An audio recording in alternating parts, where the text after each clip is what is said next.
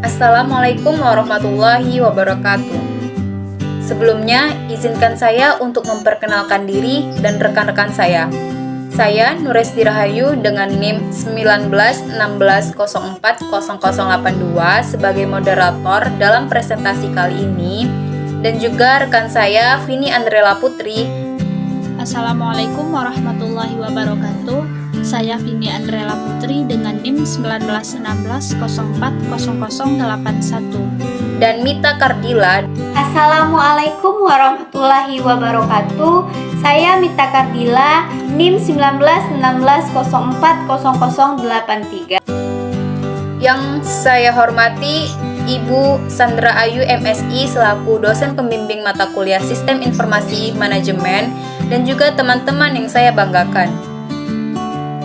Di sini kami akan mempresentasikan tentang e-bisnis dan e-commerce. Berikut penjelasannya. A. E-bisnis dan e-commerce. E-bisnis atau electronic business dapat didefinisikan sebagai aktivitas yang berkaitan secara langsung maupun tidak langsung dengan proses pertukaran barang atau jasa dengan memanfaatkan internet sebagai medium komunikasi dan transaksi. Dan salah satu aplikasi teknologi internet yang merambah dunia bisnis internal, melingkupi sistem, pendidikan, pelanggan, pengembangan produk, dan pengembangan usaha. E-bisnis berkaitan secara menyeluruh dengan produk bisnis termasuk value chain, pembelian secara elektronik atau electronic purchasing, manajemen rantai supply chain management, pemrosesan order elektronik, penanganan dan pelayanan kepada pelanggan, dan kerjasama dengan mitra bisnis. E-bisnis memberi kemungkinan untuk pertukaran data di antara satu perusahaan dengan perusahaan lain, baik lewat web, internet, intranet, extranet, atau kombinasi di antaranya. Sedangkan e-commerce adalah perdagangan atau jual beli melalui jaringan elektronik di mana komputer sebagai sarana yang digunakan untuk memudahkan semua operasi perusahaan. E-commerce atau electronic commerce adalah pembelian, penjualan, pemasaran barang dan jasa melalui sistem elektronik seperti internet, televisi, World Wide Web, atau jaringan-jaringan komputer lainnya. E-commerce melibatkan transfer dana elektronik, pertukaran data elektronik, sistem manajemen inventory otomatis, dan sistem pengumpulan data otomatis. Salah satu jaringan yang digunakan adalah internet. B. E-commerce dan internet. Ada 3 pembagian. Yang pertama, e-commerce saat ini. Yang kedua, mengapa e-commerce berbeda. Yang ketiga, konsep utama dari e-commerce atau pasar digital dan barang digital di dalam pasar global. 1. E-commerce saat ini. E-commerce dimulai sejak tahun 1995 saat salah satu portal internet pertama, Netscape.com, menerima iklan pertama dari korporasi utama dan mempopulerkan ide bahwa web bisa digunakan sebagai media baru untuk iklan dan penjualan. E-commerce tumbuh pada tingkatan 2 digit sampai pada resesi tahun 2008-2009 saat pertumbuhan menurun dengan sangat lamban. Tapi pada kenyataannya, saat masa resesi, e-commerce merupakan satu-satunya segmen bisnis retail yang stabil. Sejumlah besar perusahaan e-commerce mengalami kegagalan dalam proses ini. Yang kedua, mengapa e-commerce berbeda? Fitur-fitur unik dari internet dan web sebagai media komersial di antaranya, yang pertama ada di mana-mana. E-commerce berada di mana-mana setiap waktu, yang memungkinkan kita untuk berbelanja dari desktop, di rumah, di kantor, atau bahkan mungkin saat kita dalam mobil dengan menggunakan smartphone. Yang kedua, jangkauan global. Teknologi e-commerce memungkinkan transaksi komersial lintas budaya dan bangsa untuk mempermudah dan mengurangi biaya yang harus dikeluarkan daripada bisnis dengan konsep tradisional. Yang ketiga, standar universal. Standar teknis universal dari internet dan e-commerce sangat menurunkan biaya masuk pasar atau market entry cost. biaya yang harus dikeluarkan penjual untuk menghadirkan barangnya di pasaran. Yang keempat, kaya manfaat. Semakin besar audiens yang dapat dijangkau, pesan yang dihasilkan semakin tidak kaya manfaat. Yang kelima, interaktif. Teknologi ini memungkinkan komunikasi dua arah antara penjual dan pembeli.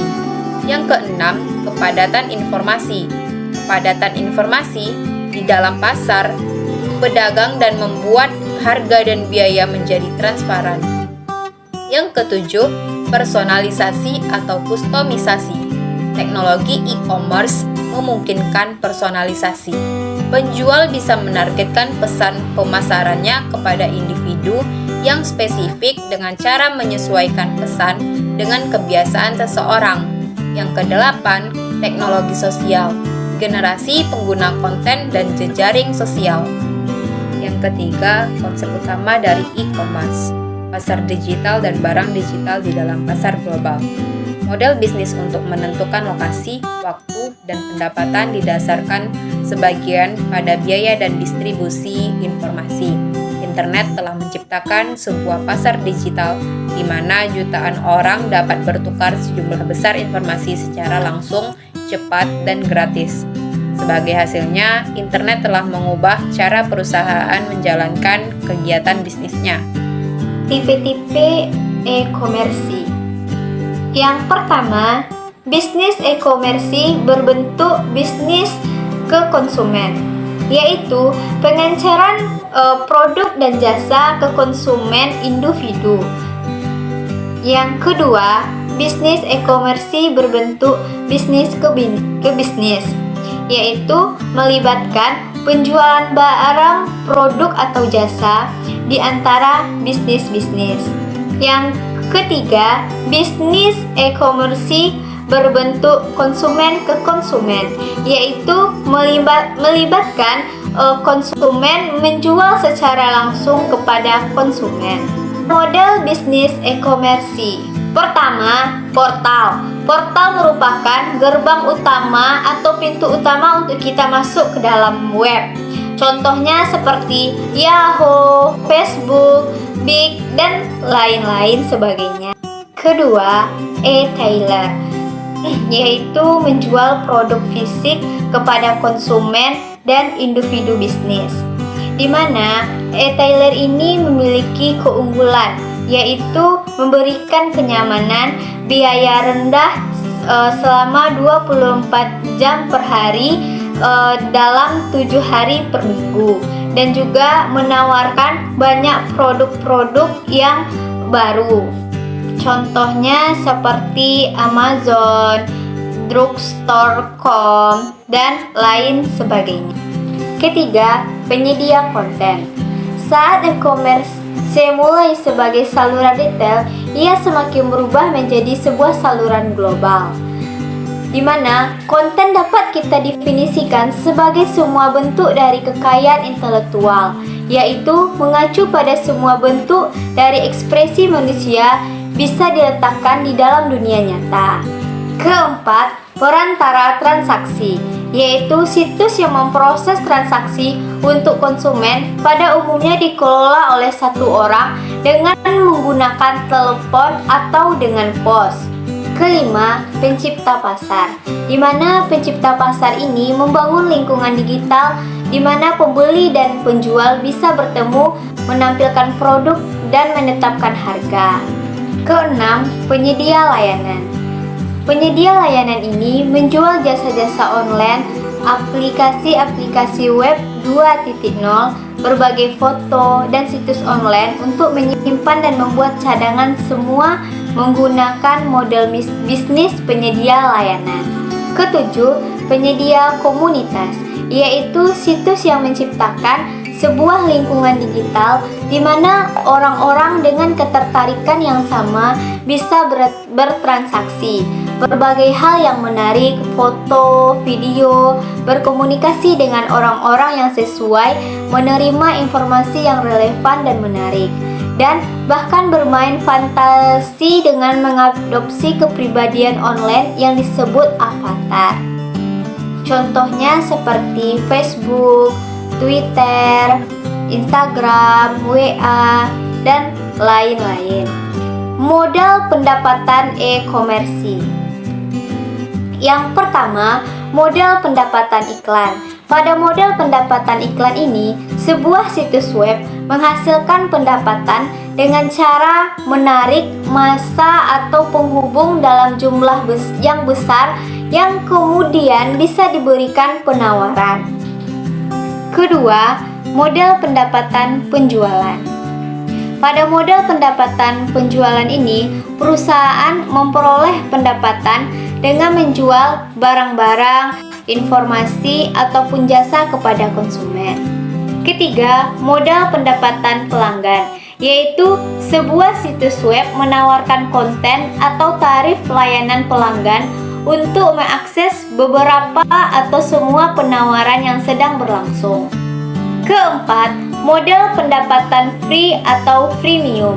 Pada modal pendapatan free atau freemium merupakan di mana perusahaan ini menawarkan layanan dasar dan konten secara cuma-cuma sambil memasang tarif premium untuk fitur yang lebih maju atau khusus. Kelima, modal pendapatan biaya transaksi. Pada modal pendapatan biaya transaksi ini, sebuah perusahaan mendapatkan pembayaran untuk menyediakan atau melakukan sebuah transaksi. Keenam, modal pendapatan afiliasi. Pada modal pendapatan afiliasi ini, situs web disebut dengan situs web afiliasi mengirim pengunjung ke situs lain sebagai imbalan dari sebuah biaya rekomendasi atau presentasi penerimaan atas penjualan yang terjadi. Jaringan sosial dan wisdom of crowd, yaitu situs jejaring sosial yang menghubungkan orang-orang melalui bisnis mereka yang sama atau koneksi personal, memungkinkan mereka untuk memilih teman-teman sebagai target penjualan, saran pencarian kerja, atau teman baru.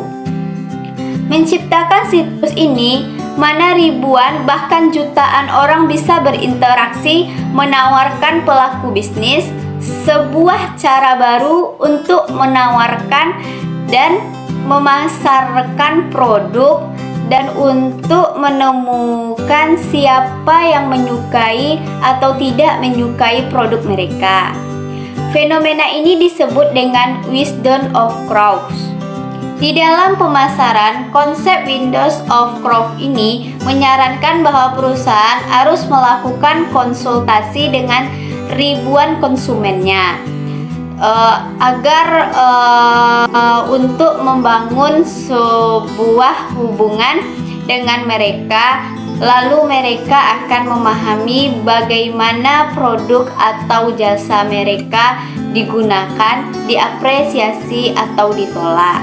Pemasaran e-komersi, yaitu internet juga menyediakan cara baru untuk mendapatkan informasi dari konsumen, menyesuaikan penawaran produk dan meningkatkan nilai konsumen. Banyak e-komersi ini menggunakan teknik penargetan perilaku konsumen untuk meningkatkan efektivitas dari banner, reach media, dan iklan video. Penargetan perilaku ini bertujuan untuk mendapatkan klik stream dari individual atau ribuan situs web dengan tujuan untuk memahami minat mereka dan mengenalkan mereka pada iklan yang cocok. E-komersi sosial dan pemasaran jejaring sosial. E-komersi merupakan perdagangan yang mengacu pada konsep grafik sosial. Grafik sosial digital memetakan semua hubungan-hubungan sosial yang signifikan secara online. Grafik sosial ini menyerupai konsep jejaring sosial yang digunakan untuk menggambarkan hubungan-hubungan offline. E-Compre B2B, efisiensi dan hubungan baru. perniagaan antar perusahaan bisnis to bisnis atau B2B. E-Compre B2B ini mengacu pada transaksi komersial yang terjadi di antara perusahaan. Dengan semakin berkembangnya B2B ini, transaksi-transaksi tersebut terjalin melalui berbagai macam mekanisme dengan menggunakan internet. Sekitar 80% dari e-commerce B2B masih didasarkan pada sistem berbayar untuk pertukaran data elektronik yang memungkinkan pertukaran informasi komputer antara dua organisasi dari transaksi standar. Selanjutnya, platform digital mobile dan e-commerce mobile. M-commerce merupakan e-commerce yang paling pesat berkembang dengan beberapa area yang berkembang pada tingkat 50% setiap tahun dan diperkirakan akan tumbuh menjadi 150 miliar pada tahun 2016. Area utama yang berkembang dari e-commerce mobile adalah penjualan retail dari 400 teratas perusahaan yang mobile. Aplikasi m-commerce telah mengambil alih layanan yang penting dari sisi waktu, yang mempertimbangkan orang-orang yang bergerak dan menyelesaikan tugas yang lebih efisien dari metode lainnya. Yang pertama, aplikasi dan layanan berbasis lokasi. Layanan berbasis lokasi atau location-based service ada 3. Yang pertama, layanan geososial atau geosocial service. Contohnya Foursquare dan Gowalla.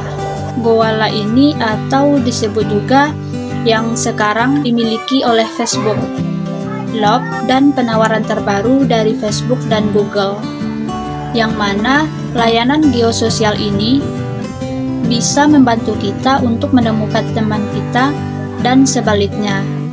Yang kedua, layanan geoperiklanan atau advertising service yang menghubungkan orang-orang dengan penjual lokal dalam bentuk geoperiklanan, merupakan fondasi ekonomi dari perdagangan mobile.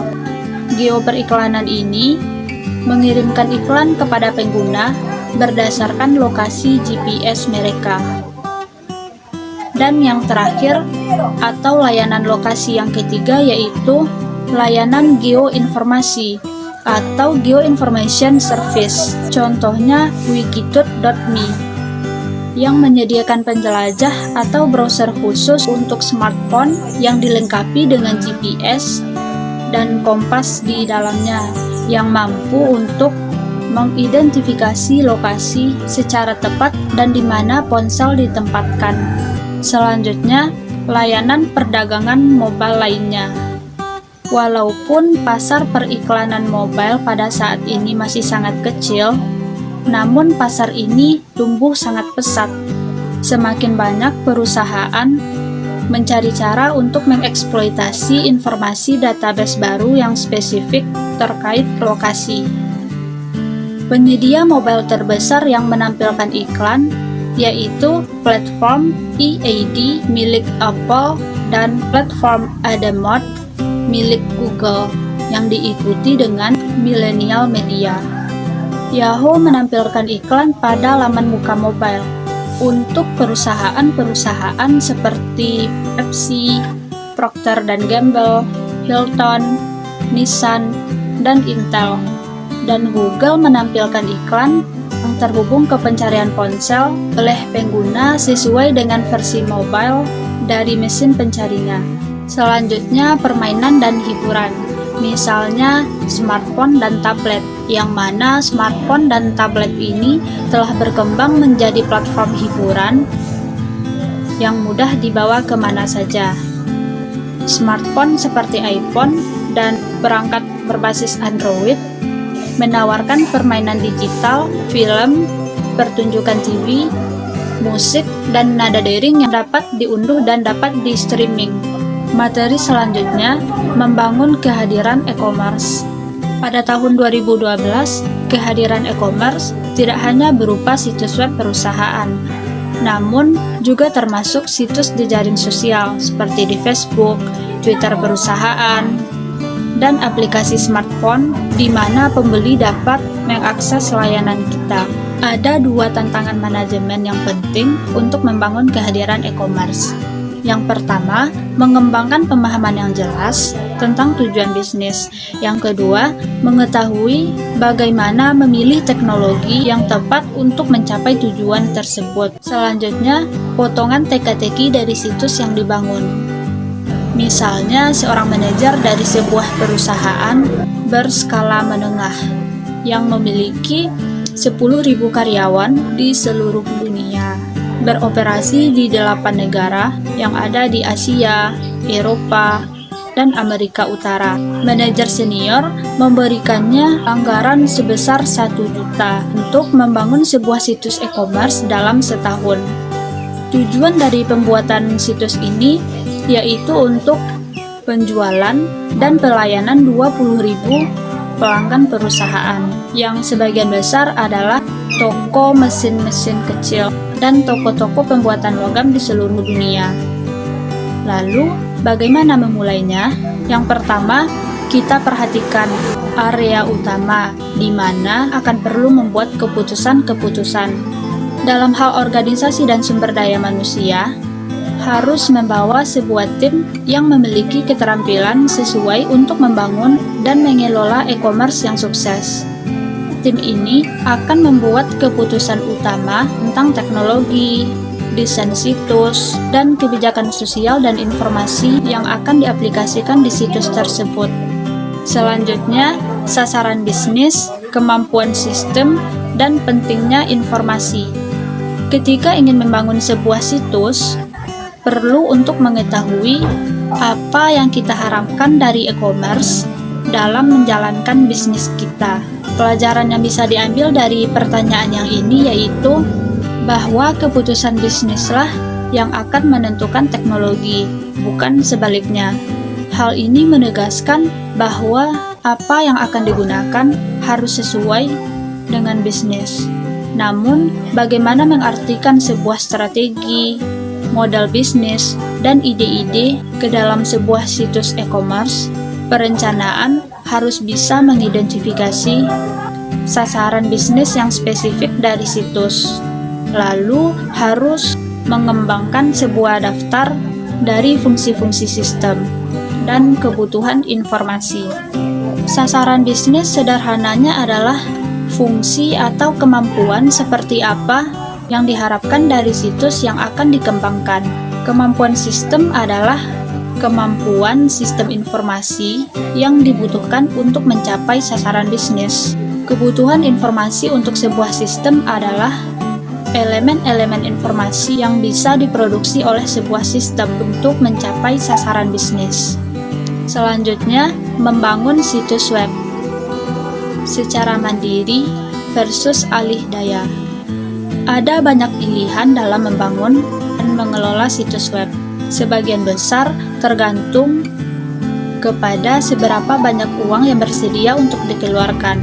Pilihan yang tersedia mulai dari alih daya, dari keseluruhan pengembangan situs web kepada vendor eksternal, hingga mengerjakan keseluruhan pengembangan situs web secara independen atau dikerjakan sendiri. Dan juga memiliki keputusan kedua untuk membuat apakah akan mengoperasikan situs secara mandiri ataukah akan menyerahkannya kepada penyedia jasa pengelola web. Yang pertama, keputusan membangun situs web. Jika memutuskan untuk membangun sendiri, maka ada beberapa opsi. Jika tidak terlalu ahli, harus menggunakan pola untuk membuat situs web. Jika memiliki pengalaman dengan komputer, mungkin bisa membangun situs web sendiri. Ada banyak pilihan perangkat, mulai dari bisa membantu untuk membangun situs web mulai dari nol, hingga perangkat yang populer untuk membangun situs web yang bisa membuat situs web secara detail dan spesifik seperti apa yang diinginkan. Keputusan untuk membangun situs web sendiri memiliki beberapa risiko, misalnya seperti kompleksitas fitur-fitur seperti keranjang belanja, pembuktian keaslian kartu kredit dan pemrosesannya, manajemen persediaan, dan proses pemesanan, serta biaya pengembangan yang tinggi. Selanjutnya, keputusan pengelolaan. Sebagian besar bisnis memilih untuk melakukan alih daya dengan membayar perusahaan lain untuk mengoperasikan situs web mereka. Artinya, perusahaan pengoperasian situs web bertanggung jawab untuk memastikan bahwa situs web hidup dan bisa diakses dengan baik. Dengan sebuah co-location agreement, perusahaan bisa membeli atau menyewa sebuah server web, namun menempatkan server di dalam sebuah fasilitas fisik milik vendor. Selanjutnya, anggaran situs web. Situs web yang sederhana bisa dibangun dan dioperasikan dengan biaya sebesar 5.000 atau kurang pada 1 tahun pertama. Situs web dari perusahaan-perusahaan besar dengan level interaksi dan penghubung yang tinggi ke sistem korporasi membutuhkan biaya beberapa juta dolar dalam setahun untuk pembuatan dan pengoperasiannya. Baiklah, sekian dari presentasi kelompok kami. Mohon maaf jika ada kekurangan dan kesalahan. Terima kasih atas partisipasinya. Saya tutup dengan wassalamualaikum warahmatullahi wabarakatuh.